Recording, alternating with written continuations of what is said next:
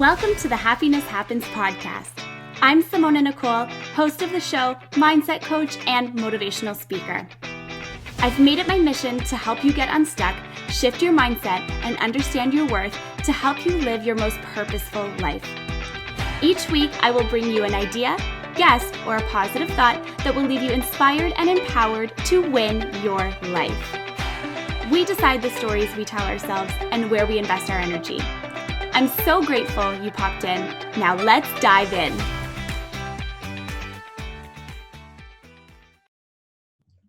Hello, everyone. Welcome to this week's episode on the Happiness Happens podcast. This is going to be such a fun episode because I'm sure you may already know if you listen to the podcast regularly. I love talking about money, all things money. I think money is so important, especially finances. So I'm really excited to have today's guest with us today. Her name is Melissa Douglas, and Melissa helps other women and couples overcome financial stress and debt using simple concepts. The ideas she shares are to help you take your money mindset to the next level. When she isn't building business relationships and helping clients, you can find her traveling, spending time with her dog, #Levy the Woof, or at a local coffee shop. Currently, she's working on launching the Shane and Melissa Show, which is a podcast show coming early June 2020, and expanding her tribe in a constructive way. You can find her on Instagram, which I will link to at the end of this episode in the show notes. And you can also check out her free webinars and concepts at shaneandmelissa.com/webinar.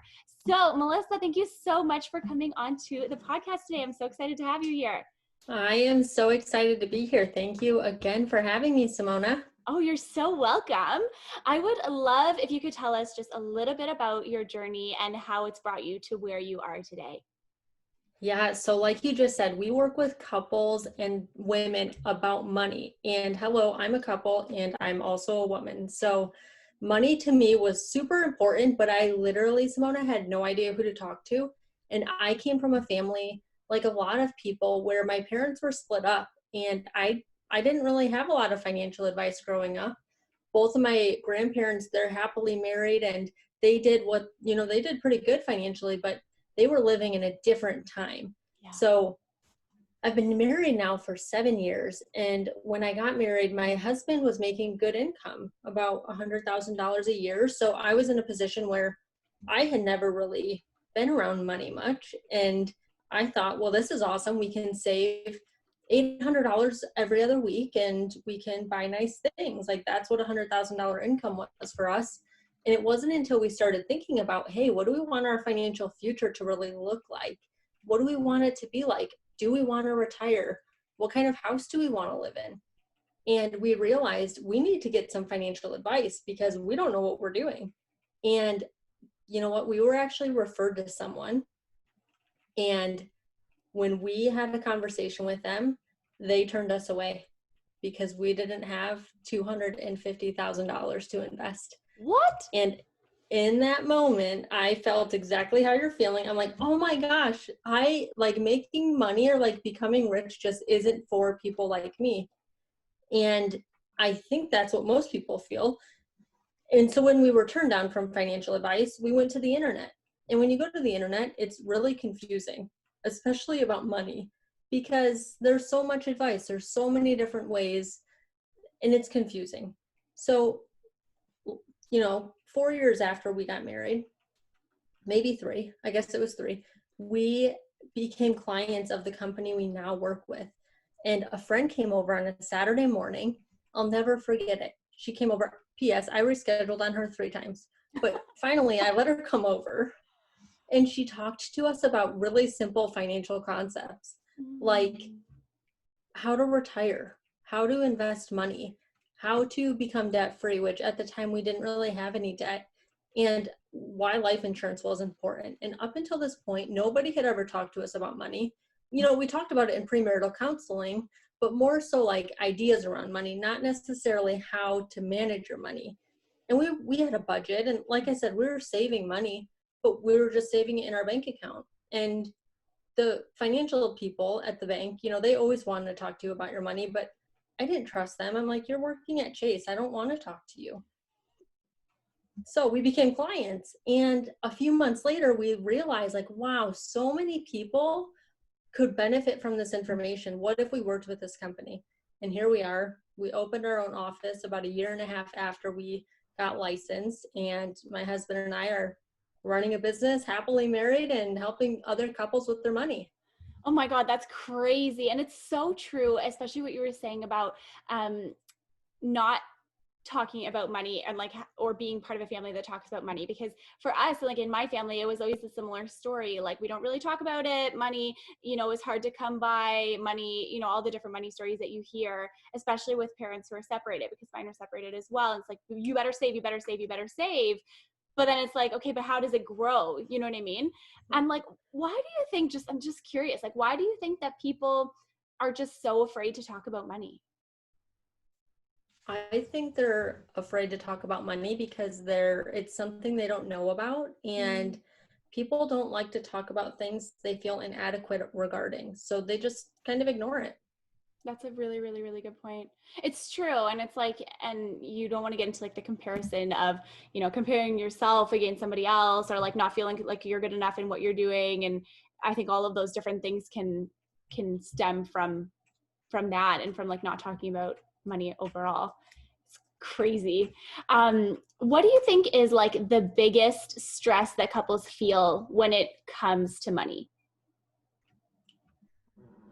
I think the biggest stress is not having enough money to do the things that they want to do, and feeling inadequate about money, feeling like they don't know who to talk to. They don't know where to get the advice that they're really looking for. And honestly, the biggest stress is not being on the same page. Like, that creates stress, and people are not on the same page because one person has their own money story. The other person has a money story, right? Like, I came from a separated family. My mom raised 3 kids on a $60,000 a year salary. My dad wasn't really financially a part of the picture. And my husband came from a totally different money story. And then you get married, and there's baggage because people have learned to attach money to emotions. So the stress is really just the stress that people create about it. They get emotional about it, and they feel inadequate, and they don't take action to really solve the problem. You don't take action to solve the problem, and it's stressful. Yeah, that is so stressful. And it's also like, I don't know, I just think of like myself when like my fiance and I first started dating. It's like, you don't really want to talk about it, but then it's like, at what point do you actually talk about it? And then you kind of just like find yourself mirroring, you're like, oh, I guess I've just like never had these conversations before. You know what I mean? And it's like, what are you going to do with this? How are you going to do this? What's your plan for this? And then like you're saying, like you just are on two totally different pages. And then it's like, so I guess you help people come back together on that same page. Yeah, and allowing people to let their voices be heard regarding that, right? It's okay that you have these different ideas about money. It's okay that you feel scared about money. It's okay that you have been told a certain thing about money for the last 20, 25, 30 years before you come into a relationship with someone. But the important thing is that you're willing to adopt new ideas about money, new ideas about finance. Think about it like this. I was brought up eating like rice-a-roni and beans and like hot dogs and food that didn't really serve my body. Mm-hmm. Now, a lot of people in my age group did. Like, that's when processed food really became popular, and it was just easy. And I was raised by a single mom who did an incredible job, but like, she did the best she could with what she had. And guess what? I'm an adult now, and I eat completely different, but it's because I made a decision, and I realized like, hey, I don't really want to eat that way. And that's okay if people do eat that way still, nothing wrong with that. But I knew for me, like, hey, I want to feel optimal in my body. I want to feel optimal in my health. What does that really look like? And I decided to change. So as an adult, you can change. You don't have to adopt the things that maybe you've been blessed with from your money stories growing up. Right. That's so true. And like, what do you think is kind of like a left field question? So I apologize, but what do you think could be like a catalyst for someone to finally take that chance and like try something new and like have a different story. Like, what do you think that process like looks like for somebody, especially the people you see and like the clients you help? Reading books, reading one book a month about money, truly. So I've heard of couples that read to each other at night books about money, whether I can name a few that you can link in the show notes for the listeners to go back and reference, but Secrets of the Millionaire Mind, an incredible book, talks about the mindset of money, and it gives some really, really practical things that you can implement. And it also talks a lot about the mindset, right? So that's a great book. A new fun book that's out is called You Are a Badass at Making Money.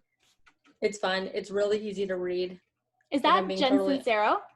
Yep. Yeah. Okay. I think I read that one. It kind of like changed everything for me when I was reading it. I was like, oh my God, like this is like, no, I read her yellow book. Is that You Are a Badass?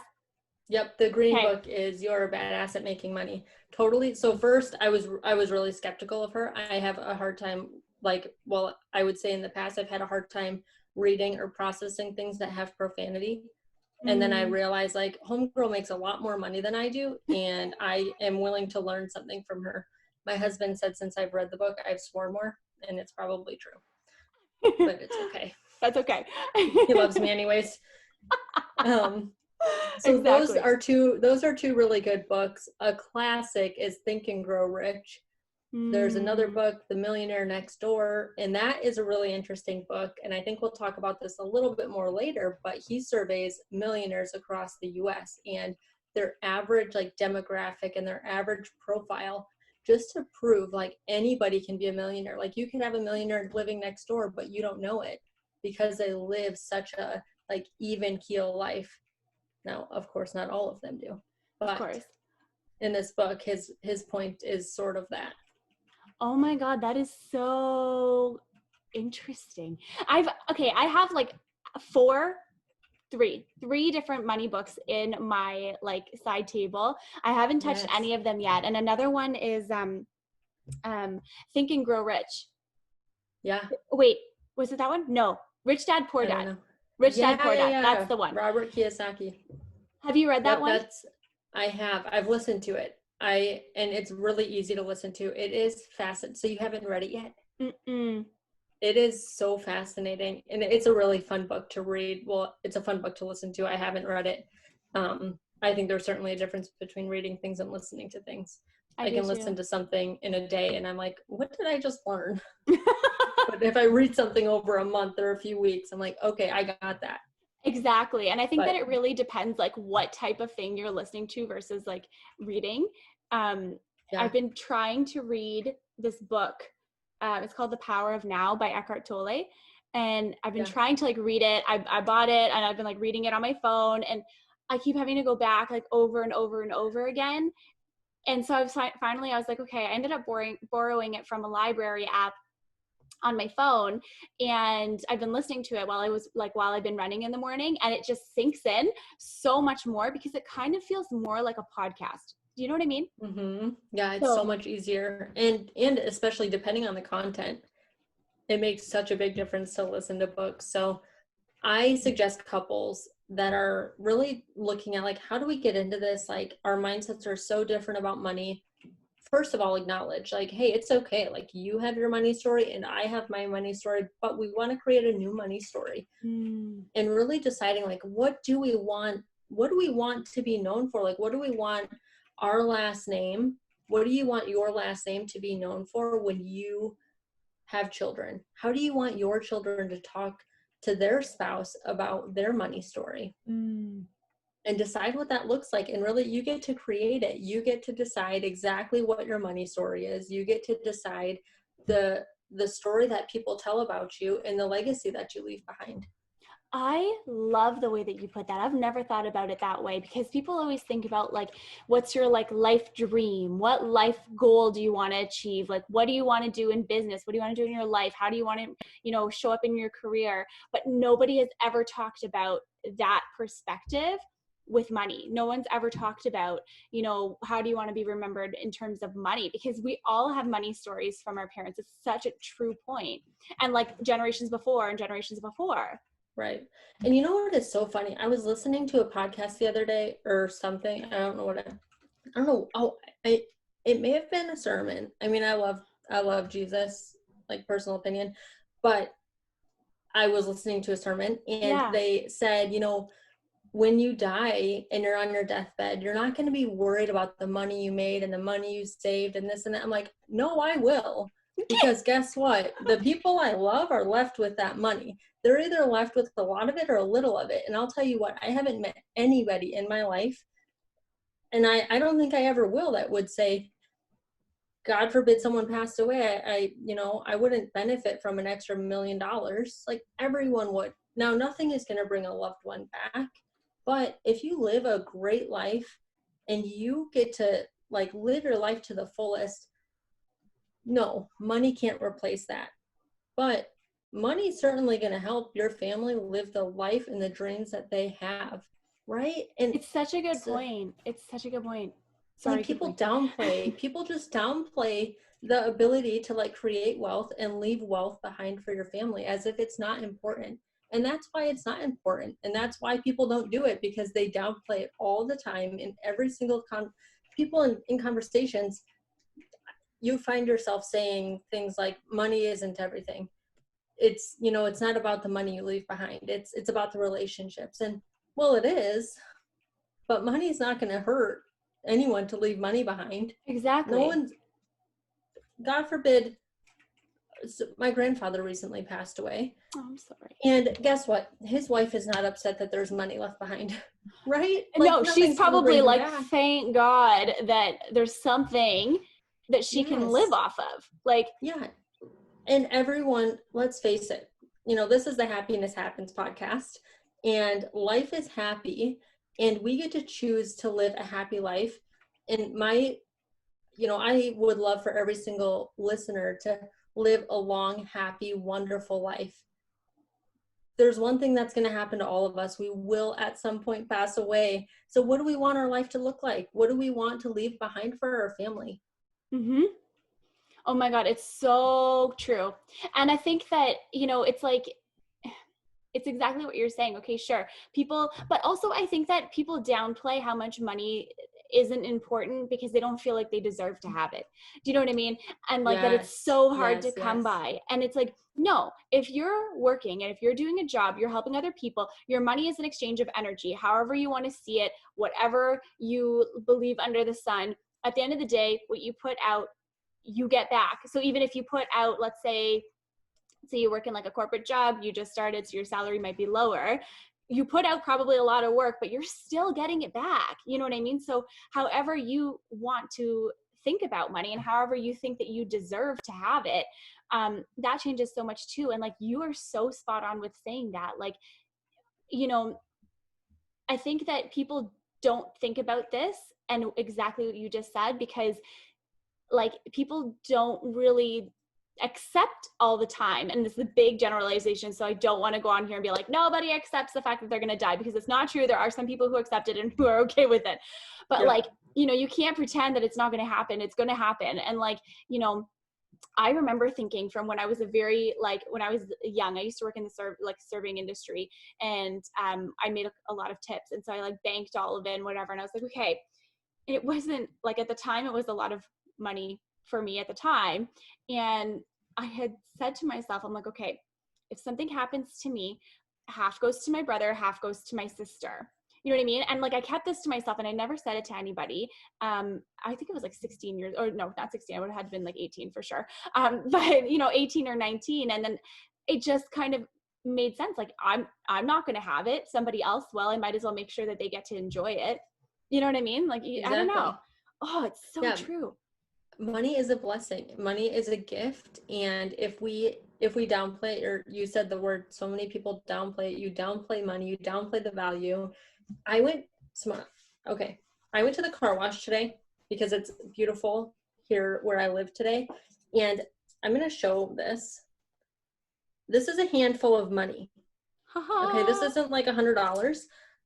But all of this money was on the ground at the car wash. And guess what? The people who like dropped their money and didn't realize it, I bet you the people that don't pick up the money they drop, their bank accounts and their bank accounts reflect it. And I'll tell you this too. Since I started picking up change everywhere I go, our income has grown. Our mindset around money has grown. And I look for money everywhere I go. In fact, when quarantine started, we were all a little bit worried about money, if we're being honest. Like everyone in their course somewhere was a little concerned, like, oh my gosh, what's happening? And I stopped at a coffee shop before they all closed, and I found $100 bill in the parking lot. Okay. I found a $10 bill in the forest, and I would love for it to be. That's magical, though. It was so magical. It was so magical. I couldn't believe it when I found a $100 bill. That's unbelievable. And like, what did you do? Like, you pick it up and you're like, thanks. Like, everyone's like take a photo and post it on social media. Like, yeah. Totally. Yeah. That's what I did. I'm like, look at abundance. Like, it's everywhere. Money is everywhere when you are looking for it.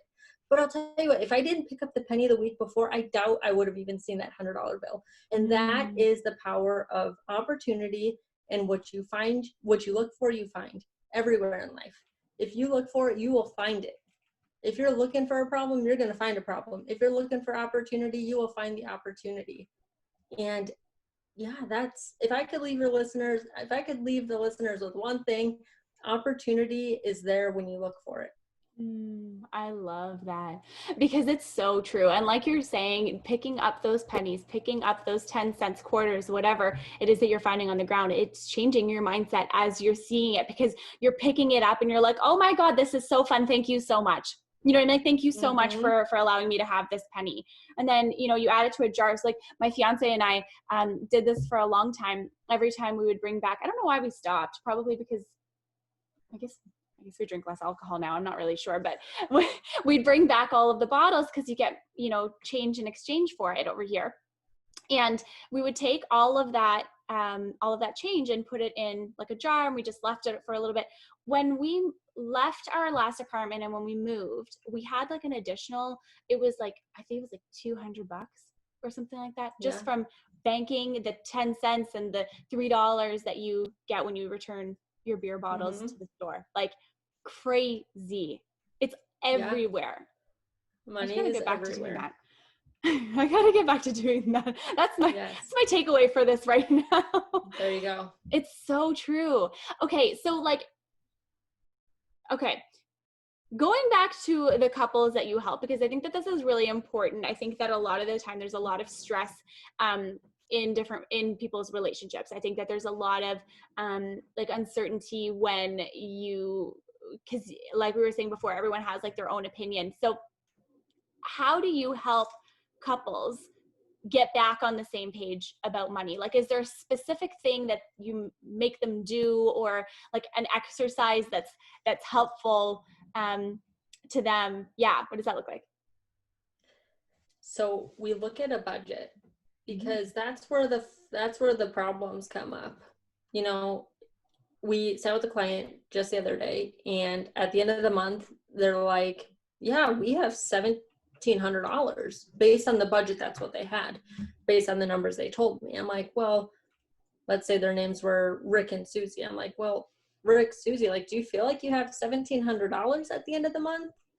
And we put in their taxes. I mean, we put in every single thing that they could think of that they spend money on, their life insurance, their investments, like everything, their health, like everything that comes deducted out of their paycheck. And apparently $1,700 is what was left. And they're like, no, we don't have $1,700. Like, we can barely pay our bills sometimes. Like, wow. Well, friend, this is the homework. And then we give homework, because if we don't tell our money where to go, it'll just go. It just goes. It goes and goes and goes. So the homework that I gave them before our follow-up meeting was to go back in their bank account, and quarantine's a little weird. So I had them go back to February, at least in the States. It's a little weird. I know in Canada, it's a little weird too. So I had them go back. Weird everywhere. A little weird everywhere right now.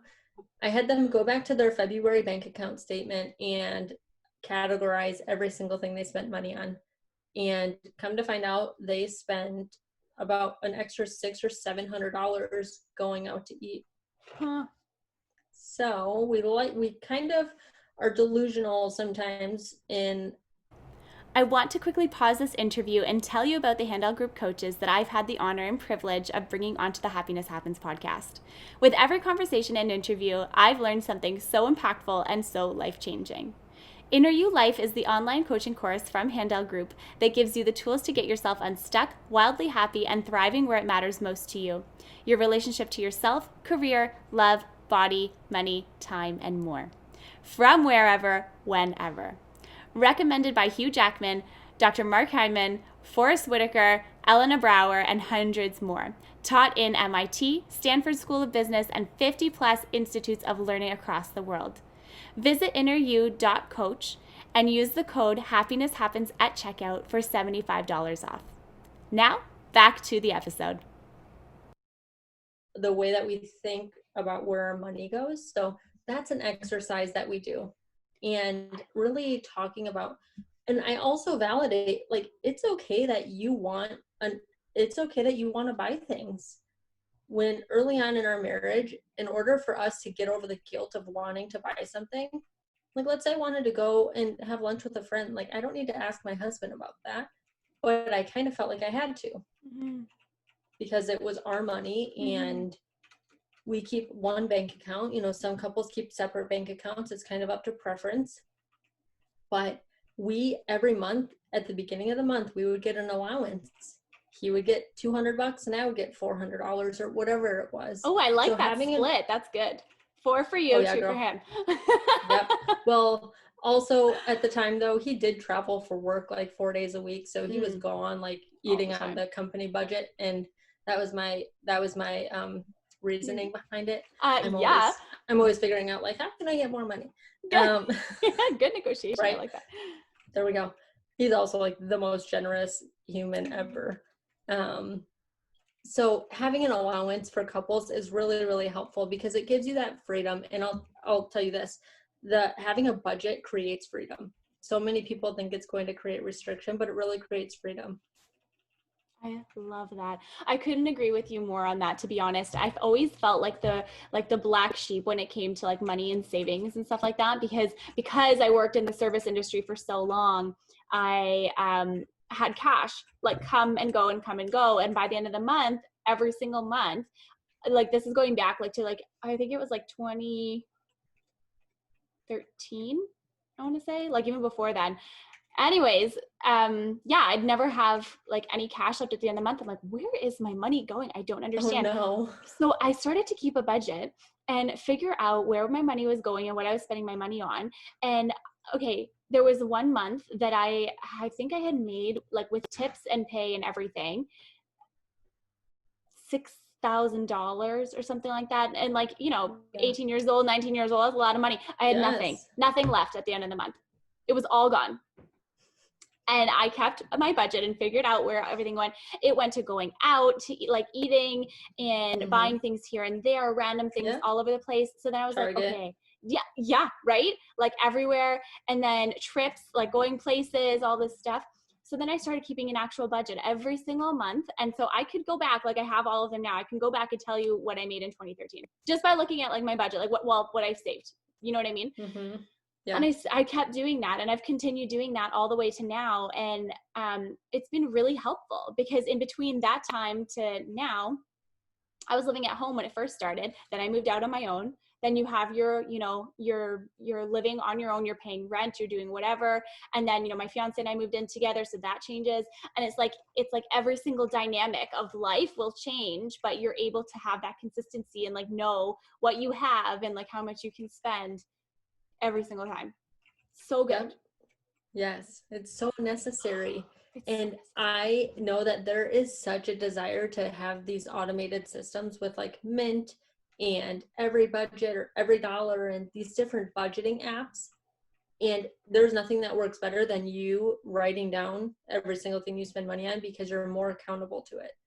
So at first, as you get into the habit of budgeting, and as you get into the habit of like looking at where every single dollar goes, it does make a big difference to do it by hand and to write it out. It really does. I know it's tedious and I know it's going to take a long time.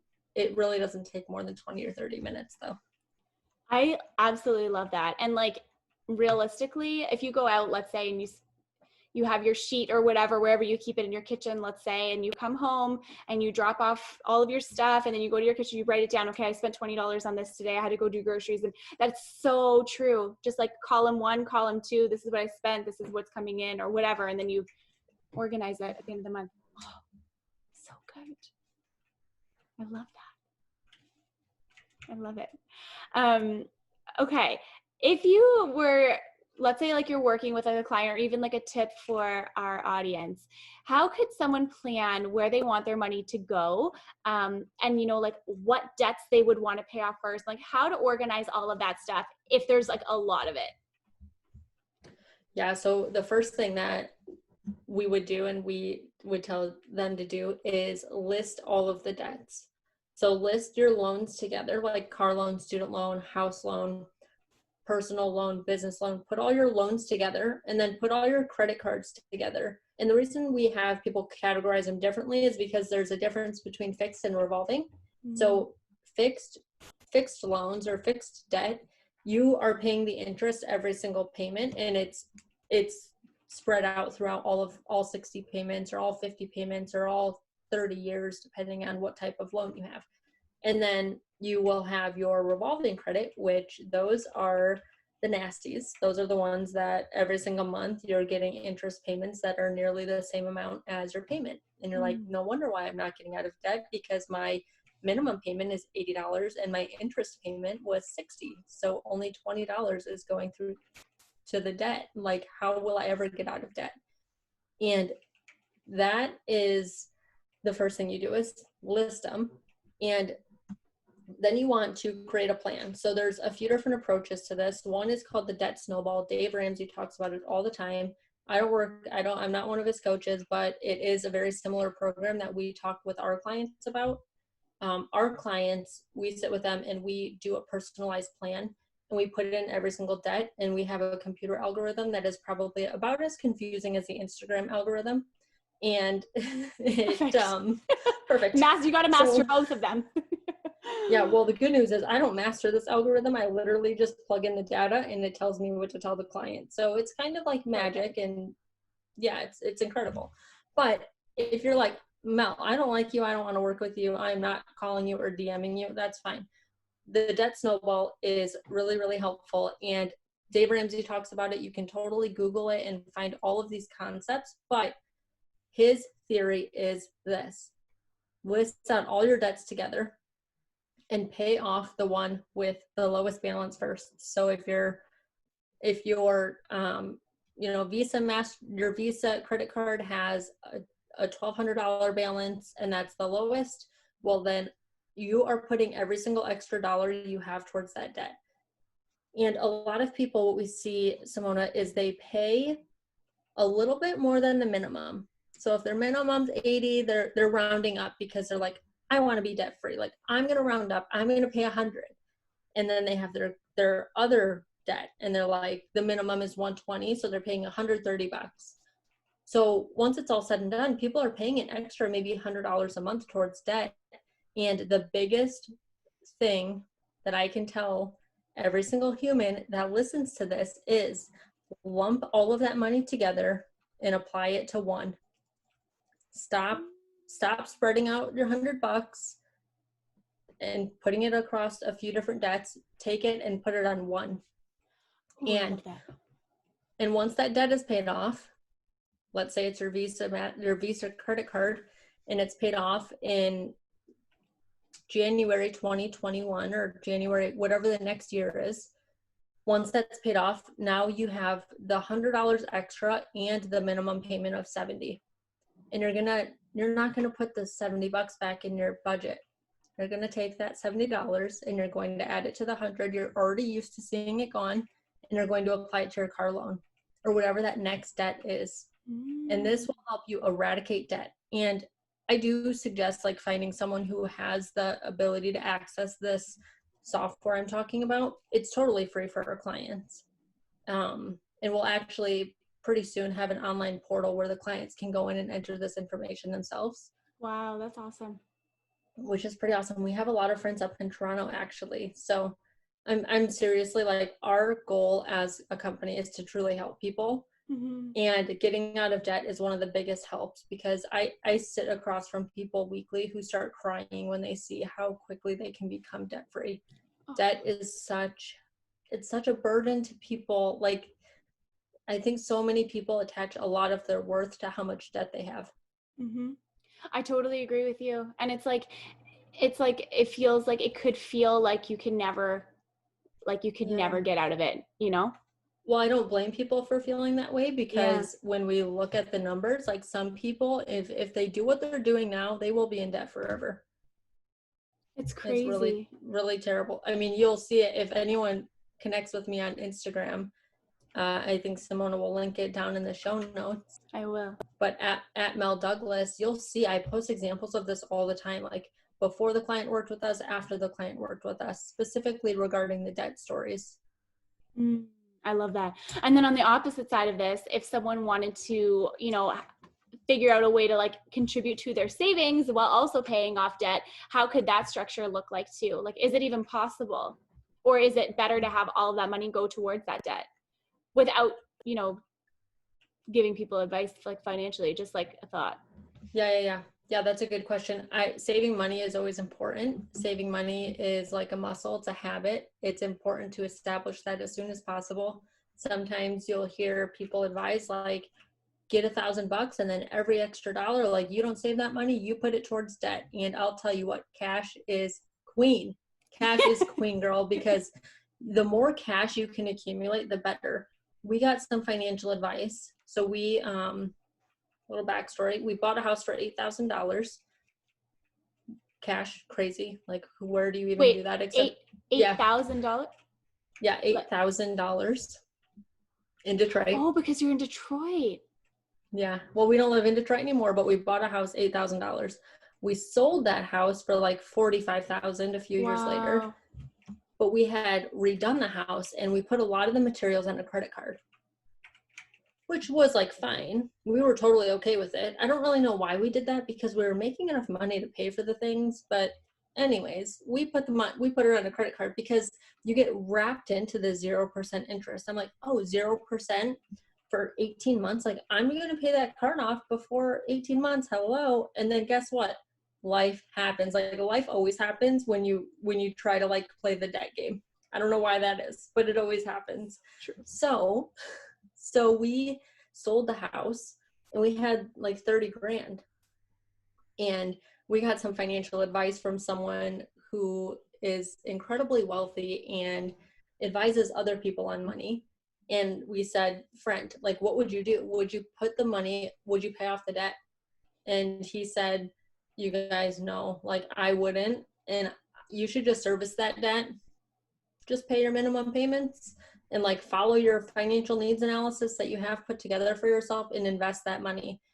And that gave us the freedom to like start our business, to run our business, to create the life that we wanted to live and not be so stressed out about money. So everyone, you've got to save money though. Like, especially if you don't have an emergency fund, if you don't have a financial runway of 3 to 6 months of your income, you should not be thinking about putting any extra money towards debt. You should be saving your money for your emergency fund.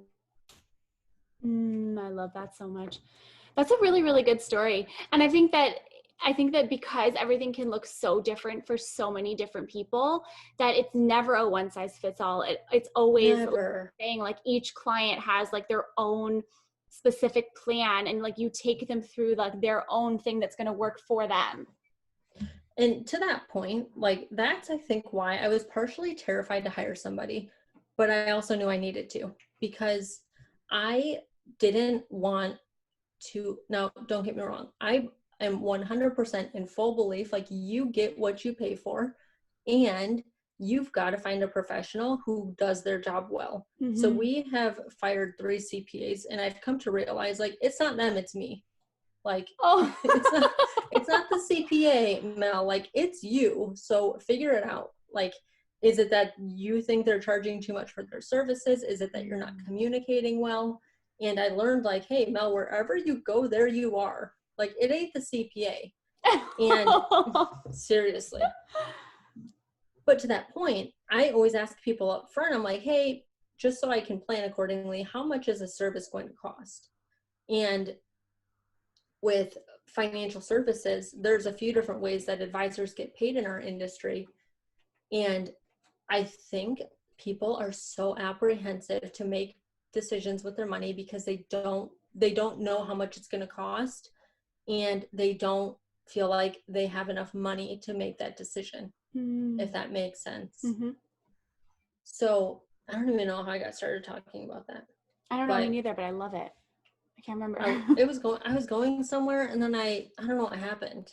Now I'm just here. So anyways, yeah. No, like, but it makes so much sense. And like, no, because you were saying like, you were saying that essentially like we spend money on different things. And like, especially when you were bringing someone on and you wanted to hire someone on, and it's like a scary decision for people to make, but you knew you had to make that decision, you know, in order to have, you know, like, I don't know, like the growth in your business even too. And like, and I think, you know, people are concerned about reaching out. I was trying to communicate. People are scared to reach out for financial advice because they're not sure, is this going to cost me money? Am I going to be able to do what this person suggests and advises? And you had said, like, it isn't a one size fits all. But so many of us, we want a one size fits all. Like, we want that so bad. We want someone to just like tell us exactly what to do, and we'll do it. Because we want success so bad, especially with our money. And the reality behind that is, Simona, it's not a one size fits all. Every single person has a different situation, which is why reaching out to an advisor, someone you trust, someone that you have a conversation with, and you're like, I appreciate this person. I don't feel like they're going to take advantage of me. I feel like they're going to be able to educate me and help me understand what I'm doing with my money. Our goal is never to, we don't want to be the one with all the information. We want our clients to have all the information. We want them to know exactly what this money move is going to cost them. Our clients, we're not fee-based, so we get paid based on, like, if someone moved $10,000, we would get a small percentage of that money. And we tell our clients that up front. We tell them exactly how we get paid. And that helps them to appreciate what it is we do more. I love that. And then if you think about like the shift from, you know, into like the side hustle world, into the entrepreneurship world. And I think that a lot of it is because, you know, there's this dream presented in front of you that you can make unlimited amounts of money.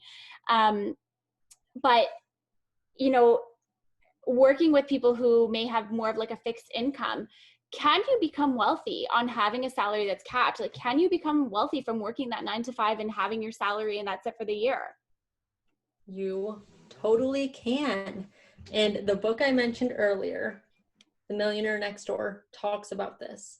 And I was looking up some information because he talks about the average millionaire and like, what does their life look like? What kind of car do they drive? What all of us, I feel like sometimes we think millionaire and we think of like yachts and mansions and like this unlimited income, but that's not the case. The average person becomes a millionaire, I think this article was saying, at 49 years old. And Dave Ramsey says 50% of millionaires live in neighborhoods that have a median income below $75,000. Oh, wow.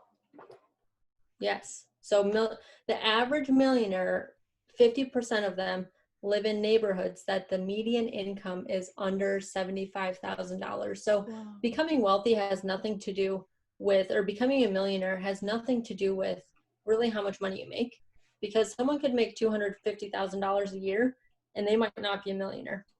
True. Because their expenses could be $200,000 a year. And right, and then taxes on that are more than $50,000 if you're a salary employee. But it's got everything to do with consistency and discipline.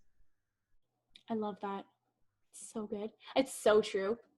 It's so true. Like, you really can't compare your situation to anybody else's, because like you just said, someone could be making 250,000 a year, and you could have more money in the bank at 50 grand a year than someone at And they 250. might, that person with 250,000, they might be living the life. Like, they might have the cars, they might have the house, they might have the boat, they might have the shoes, they might have the bags, but they ain't got the money. Truth. And that's okay. Like, maybe they don't want that. Maybe they don't want to save that much money, and maybe they want the things, and that's what drives them to make the $250,000 a year. Exactly. I love that. I want to ask you really quick about your podcast, because by the time this airs, your podcast will be live, because I think this is going out in a few months. I actually don't even know. I'll have to double check and let you know. But I know it'll be out. Your podcast will be out before this episode is live. So what's it called? Well, I already said what it's called, but tell us again what it's called. What's it about? Where people are going to be able to find it, and spill the deets. Here are all the details. So I'm excited to share this one, because my husband and I literally just recorded our trailer today. So I'm like, all ready. Okay, I'm ready for this moment right here.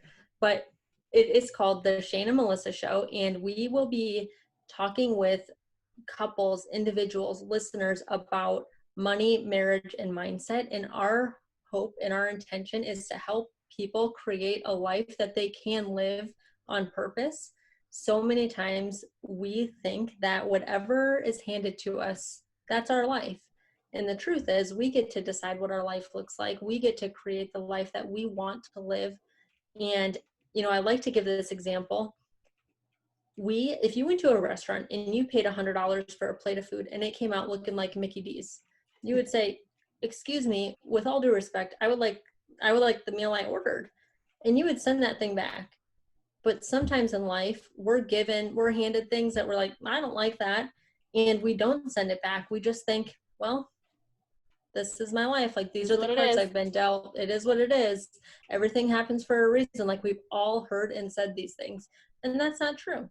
Like, you can send that back and you can get the life that you want, and you can order exactly what you want and live the life that you want. So that's what the podcast is all about. So money, mindset, marriage, my husband and I are going to be launching episodes every Tuesday and Friday to share with the listeners how exactly to live a life on purpose. And of course, the podcast will be on all of the different channels. So Spotify, Apple Podcast, Stitcher, I think that's a thing. I don't even know if that's a thing. It sounds like a Google Podcast. Is that a thing too? It's a thing. It's a thing.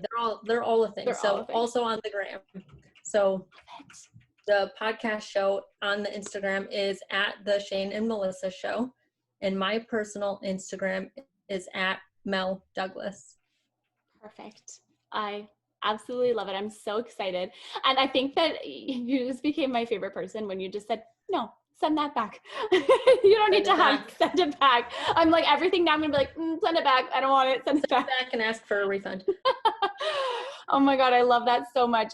I'm so excited for you in launching your show. I can't wait to listen to it. I'm really excited. But this is my last and final question for you. It's a question that I ask all of my guests when they come on the show. And it is, how can you create happiness in your life every single day starting today? Literally by starting today. Oh. So literally by starting today. And asking yourself, like, what makes me happy? Like, what brings me joy? Things that bring me joy are like going on walks, drinking lattes, eating bowls of cereal. Like, I love bowls of cereal. Okay. My sister loves bowls of cereal. I don't understand the thing, but she loves them. It's a thing. It's a thing. And like taking a bath. I also love Hawaii, but like, I'm not going to just be able to go to Hawaii. But think about places that you are obsessed with and figure out a way to recreate that experience where you live. And every single day, do something that makes you happy. Do something for yourself. And really start today. Like, you might be listening to this, friend, and it might be 11 o'clock at night and you're laying in bed. And if you haven't done something today that made you happy, decide right now to go and do something that's going to make you happy. Maybe it looks like texting your mom. Like, maybe maybe you go write a card to someone right now. And maybe it's 6 a.m. and you've got the whole day ahead of you, but make sure you do something today that's going to make you happy. That's so good. Such a good tip. Thank you so much for leaving that with our audience. I'm going to link to all of your social media channels, your podcast, everywhere. I'm going to link to all of it in the show notes. And I just want to thank you so much for coming on the show today. This was so fun. Well, I so appreciate your time, and I am excited for your show. I love listening to it, and so excited that we've connected on social media. Me too. Me too. It's really crazy, you guys, like how you can be connected with people. There's an episode that aired, I think, it would have been before this one, with Jewel. And that's how you and I got introduced, was through Jewel. So you really never know, how you're going to meet different people. So definitely make sure that you keep those relationships going and build them. And thank you guys so much for tuning in to today's episode on the podcast. I'm so grateful that you're here. I hope that you love this episode as much as I did. I hope that you love Melissa as much as I did too. And she has all of the tips over at her page. So definitely go and check her out. Her content is amazing and she knows what she's talking about, you guys. So so take her tips, and I hope you have a wonderful week. Remember that happiness happens when you're least expecting it. Thanks so much for being here today. I hope these words have brought you inspiration, insight, and a bit more happiness. Please leave a comment or a review if this episode resonates with you. I would be so grateful. Until next time, remember that happiness happens when you're least expecting it.